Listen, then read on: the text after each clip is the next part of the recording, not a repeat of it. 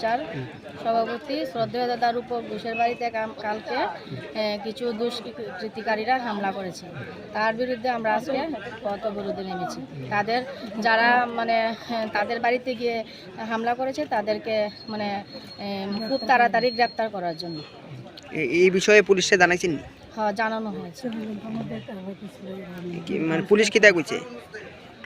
তারা বলেছে চেষ্টা করছে।